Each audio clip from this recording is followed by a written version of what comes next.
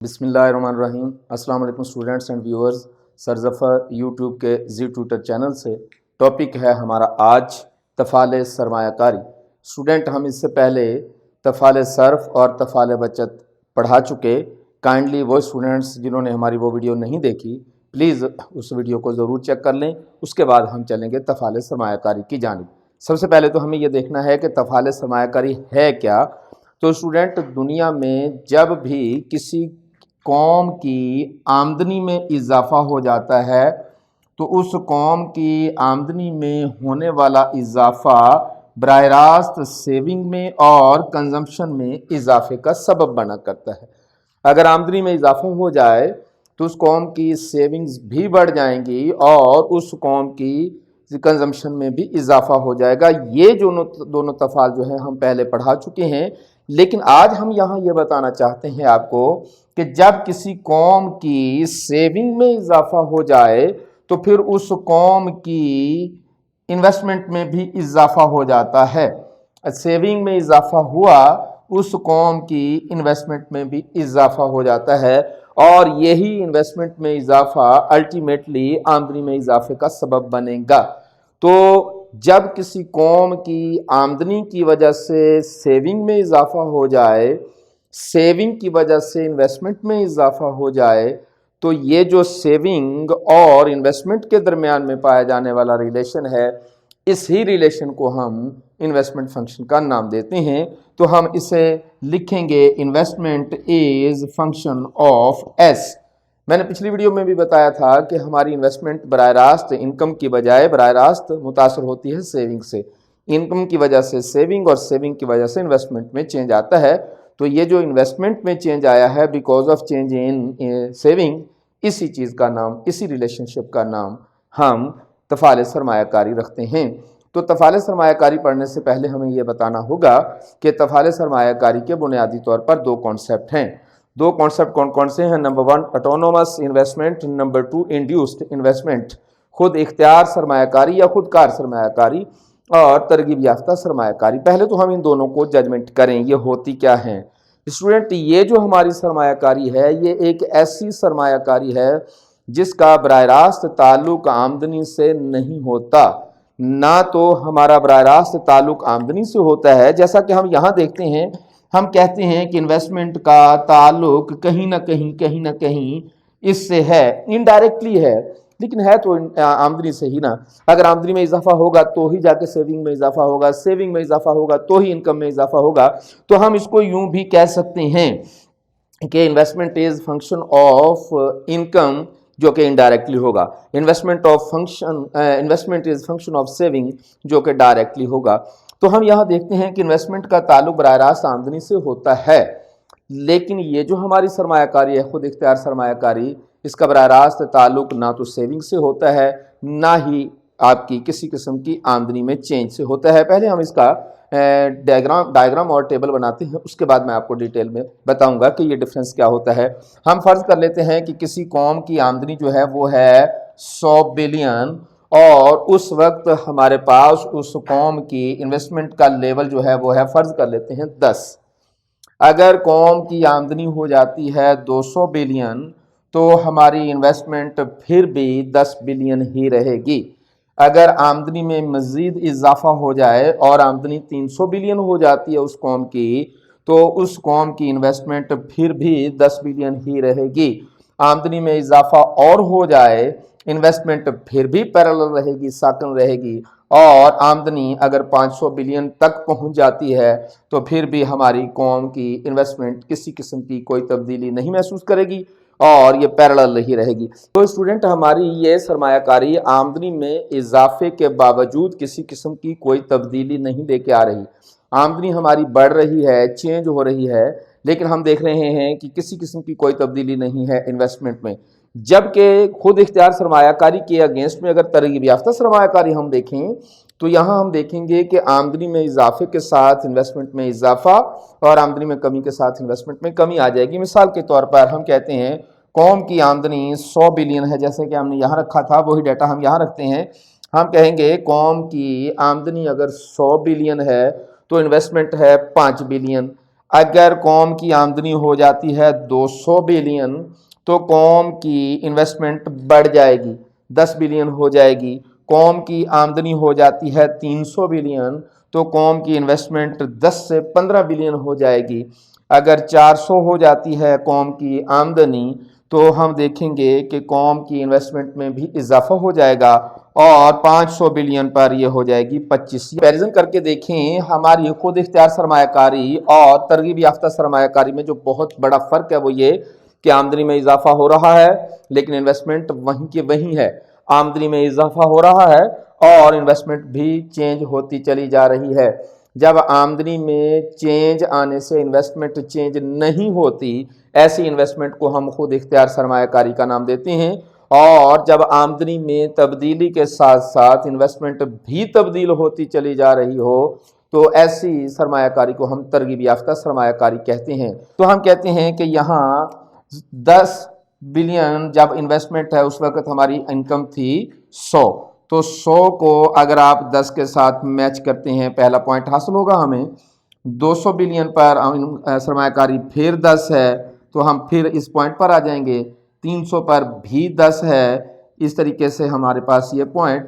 400 پر 10، اس پر ہمارا یہ پوائنٹ، اور 500 آمدنی پر ہمارا انویسٹمنٹ جو ہے وہ 10 ہے۔ اس طریقے سے اگر آپ غور سے دیکھیں تو ہمارے پاس ایک سیدھی لائن حاصل ہوگی جسے ہم انویسٹمنٹ کا خط کہتے ہیں۔ یہ انویسٹمنٹ نہ تو کم ہو رہی ہے نہ زیادہ ہو رہی ہے، حالانکہ آمدنی کا والیوم جو ہے آپ دیکھ رہے ہیں کم ہو رہا ہے، 100 ہے، پھر 200 ہے، پھر 300 ہے اور 500 تک چلی گئی۔ آمدنی میں چینج آ رہی ہے لیکن انویسٹمنٹ میں کسی قسم کی کوئی تبدیلی نہیں آتی۔ جو انویسٹمنٹ آمدنی کی وجہ سے تبدیل نہیں ہوتی ہم ایسی سرمایہ کاری کو خود اختیار سرمایہ کاری کا نام دیتے ہیں۔ اور یہاں اگر آپ غور سے دیکھیں تو ہم کہیں گے کہ 100 بلین آمدنی پر ہمارے پاس 5 بلین انویسٹمنٹ ہے تو ہمارے پاس پہلا پوائنٹ یہ حاصل ہوگا۔ 200 پر 10 ہم کہیں گے یہ ہے ہمارے پاس۔ 300 آمدنی ہے تو ہماری یہاں سرمایہ کاری بھی بڑھ گئی، 15 ہو گئی۔ 400 بلین پر 20 بلین ہو گئی ہماری سرمایہ کاری، اور 500 اگر ہماری آمدنی ہو جاتی ہے قوم کی تو ہم دیکھتے ہیں کہ ہمارے پاس مجموعی طور پر انویسٹمنٹ جو ہے وہ 25 بلین ہو جاتی ہے۔ اس طریقے سے ہمیں ایک یوں حاصل ہونے والا خط انویسٹمنٹ کا خط کہلائے گا۔ تو اسٹوڈنٹ اس خط میں اور اس خط میں آپ غور سے کریں، ہمارا یہ والا خط جو ہے آمدنی میں اضافے کے باوجود یہیں کھڑا ہے، جبکہ یہ والا خط جو ہے جیسے جیسے آمدنی میں اضافہ ہو رہا ہے ویسے ویسے انویسٹمنٹ میں بھی اضافہ ہو رہا ہے، جبکہ یہاں اضافہ نہیں ہو رہا۔ اسٹوڈنٹ اب ہمیں یہ دیکھنا ہے کہ ایسا کیوں ہوتا ہے اور کون سی انویسٹمنٹ ہوتی ہے یہ۔ اگر آپ اس کو غور سے دیکھیں تو یہ وہ سرمایہ کاری ہے جو کہ آمدنی سے براہ راست لنک نہیں رکھتی۔ عام طور پر یہ سرمایہ کاری گورنمنٹ آف دا کنٹری کیا کرتی ہے۔ اس کی وجہ یہ ہوتی ہے کہ ملک میں آبادی زیادہ ہو گئی، ملک میں حالات چینج ہو گئے، ملک میں چیزوں کی طلب زیادہ ہو گئی، ملک میں ڈیمانڈ کی وجہ سے پروڈکشن زیادہ کرنی پڑ گئی، ملک میں ٹیکنالوجی زیادہ بہتر آ گئی، اس کی وجہ سے ڈیمانڈ میں اضافہ ہو گیا، اس کی وجہ سے سرمایہ کاری میں اضافہ کرنا پڑ گیا۔ تو یہ جو ہماری سرمایہ کاری ہے یہ آبادی میں اضافے کی وجہ سے ہوتی ہے۔ اب جب آبادی میں اضافہ ہو جائے تو قوم کی آمدنی بڑھے یا نہ بڑھے ہمیں ہر سال انویسٹمنٹ کرنا پڑتی ہے۔ اس کا مطلب یہ ہوا کہ یہاں گورنمنٹ ہر سال 10 بلین کی انویسٹمنٹ کا فیصلہ کر چکی، آپ کی آمدنی بڑھ رہی ہے یا نہیں بڑھ رہی، قوم کی سرمایہ کاری 10 بلین ہی رہے گی، چونکہ آبادی کے ساتھ ساتھ ہمیں نئے ہاسپٹل چاہیے، نئے اسکول کالجز چاہیے، نئی یونیورسٹیاں چاہیے، نئی سڑکیں چاہیے، نئی ٹیلی کمیونیکیشن چاہیے، تو ان تمام کی وجہ پر سے خرچ ہونا ہے۔ یہ وہ سرمایہ کاری ہے جس کے پیچھے ویلفیئر زیادہ ہوتی ہے، اسی لیے کیونکہ یہ ویلفیئر کے کام ہوتے ہیں اس لیے یہ سرمایہ کاری عام طور پر گورنمنٹ کرتی ہے۔ جبکہ ہم یہاں اگر جائزہ لیں تو اسٹوڈنٹ یہاں ہم دیکھیں گے کہ جیسے جیسے آمدنی میں اضافہ ہو رہا ہے ویسے ویسے قوم کی انویسٹمنٹ بھی بڑھتی چلی جا رہی ہے۔ اس کا مطلب ہے کہ آمدنی میں اضافے سے قوم کی انویسٹمنٹ بڑھ رہی ہے۔ یہ انویسٹمنٹ دراصل ترغیب یافتہ سرمایہ کاری نام سے ہی اندازہ ہو رہا ہے، اس وقت کی جاتی ہے جب ایکسپیکٹڈ انکم ہمیں آنے کا چانس زیادہ ہوتا ہے۔ جب ہم یہ کہتے ہیں کہ قوم کو ایکسپیکٹیشن ہے 100 بلین آمدنی کی تو وہ سرمایہ کاری اتنی کرے گی۔ جب اس قوم کی ایکسپیکٹیشن آمدنی کی فیوچر کی ایکسپیکٹیشن مزید زیادہ بڑھ جاتی ہے تو اس کی سرمایہ کاری میں بھی اضافہ ہو جاتا ہے۔ ان کی آمدنی 300 بلین کے چانس ہوں تو سرمایہ کاری 15 بلین ہو جائے گی۔ چانسز مزید زیادہ ہو جائیں آمدنی کے تو انویسٹمنٹ مزید زیادہ ہو جائے گی۔ مزید آمدنی کے چانسز بڑھتے چلے جائیں گے تو مزید ہماری انویسٹمنٹ بڑھتی چلی جائے گی۔ اس کو سمجھنے کے لیے ایک چھوٹی سی ایگزامپل لینی پڑے گی ہمیں۔ مثال کے طور پر ہم کہتے ہیں کہ اس بار اگر فرض کر لیتے ہیں گندم کی قیمتیں بہت زیادہ اچھی رہیں، وہ کسان جنہوں نے اس بار گندم کاشت نہیں کی تھی یقیناً وہ پریشان ہوں گے، سوچ رہے ہوں گے کہ کاش ہم نے بھی اس بار گندم کاشت کی ہوتی تو آج ہمیں بھی منافع اتنا ہی ملتا۔ لیکن وہ اس بار منافع تو حاصل نہیں کر پائے، لیکن وہ یہ ضرور فیصلہ کر لیں گے کہ اگلے سال ہم بھی گندم کی کاشت کریں گے تاکہ آج کے کسان کی طرح فیوچر میں ہم بھی اتنا ہی منافع کما لیں۔ ضروری نہیں ہے کہ وہ اتنا منافع کما بھی لیں، لیکن ایکسپیکٹیشن ہے ان کو، کیونکہ ان کو اتنا منافع مل گیا ہے تو ہمیں بھی منافع اتنا ہی ملتا، لہٰذا اس بار ہم کاشت زیادہ کریں گے تاکہ اگلے سال ہمیں منافع زیادہ ملے۔ تو عام طور پر یہ سرمایہ کاری موجودہ حالات کو دیکھ کر کی جاتی ہے، لیکن اس کی آمدنی فیوچر میں ملتی ہے۔ گویا کہ آج کی مہنگی چیز کو دیکھ کر اگر کوئی انڈسٹری لگا لیتا ہے، آج کی مہنگی فصل کو دیکھ کر اگر کوئی فصل کاشت کر لیتا ہے، آج کے مہنگے پلاٹ دیکھ کر اگر کوئی پلاٹ خرید لیتا ہے تاکہ فیوچر میں بیچ کر منافع کما سکوں، تو چونکہ اس کے پیچھے محرک جو ہے وہ بڑے سے بڑا وہ لالچ ہے، اس کے پیچھے جو اصل مقصد ہے وہ کمائی ہے۔ تو جب آپ کا مقصد پیسہ کمانا ہو، ترغیب کی وجہ سے آپ انویسٹمنٹ کر رہے ہوتے ہیں، تو ایسی انویسٹمنٹ کا خط کچھ ایسا ہوتا ہے۔ یہ انویسٹمنٹ عام طور پر عوام کی طرف سے ہوتی ہے۔ یہاں ظاہر ہے منافع کمانا عوام کا کام ہے، گورنمنٹ کا کام تو ویلفیئر کرنا ہوتا ہے۔ ظاہر ہے کہ فیوچر کی آمدنیوں کے لیے انویسٹمنٹ عوام کر رہے ہوتے ہیں، جبکہ گورنمنٹ تو فیوچر کی، مستقبل کی، ویلفیئر کی باتیں کر رہی ہوتی ہے۔ تو جب آپ کی انویسٹمنٹ اس لیے ہو کہ منافع کا محرک شامل ہو، لالچ کا محرک شامل ہو، فیوچر کی آمدنی کی ایکسپیکٹیشن زیادہ ہوں، وہ آمدنی جو فیوچر میں آنے والی ہے اس کو دیکھتے ہوئے انویسٹمنٹ کرتے ہیں، تو یہ ہماری ترغیب یافتہ سرمایہ کاری ہوتی ہے۔ لیکن اگر اس کا آمدنی سے کوئی تعلق نہیں ہے، آبادی بڑھ گئی یا کچھ ایسے حالات ہیں جس کی وجہ سے مجبوراً ہمیں انویسٹمنٹ کرنا پڑ رہی ہے، تو یہ انویسٹمنٹ جو ہے ہماری یہ والی انویسٹمنٹ ہوتی ہے۔ یہ انویسٹمنٹ تو ہر صورت میں ہوگی ہی ہوگی، کمی ہو جائے آمدنی میں، اضافہ ہو جائے آمدنی میں، اس میں تبدیلی نہیں آئے گی۔ جبکہ یہ انویسٹمنٹ ایسی ہے، آمدنی میں اضافہ ہو جائے گا، انویسٹمنٹ بڑھ جائے گی، اور آمدنی میں کمی ہو جائے گی، انویسٹمنٹ کمی آ جائے گی۔ خیال رکھیے گا یہ آمدنی ایکسپیکٹڈ ہے فیوچر کی، پریزنٹ آمدنیاں نہیں ہوتی، یہ فیوچر کی آمدنیاں ہوتی ہیں۔ تو اسٹوڈنٹ یہ تھی ہماری آج کی ویڈیو۔ امید کرتے ہیں کہ ہماری ویڈیو سے آپ کو سیکھنے کا موقع مل رہا ہوگا۔ اگلی ویڈیو میں آپ کو یہ بتاؤں گا کہ سرمایہ کاری کے محرکات کیا ہوتے ہیں۔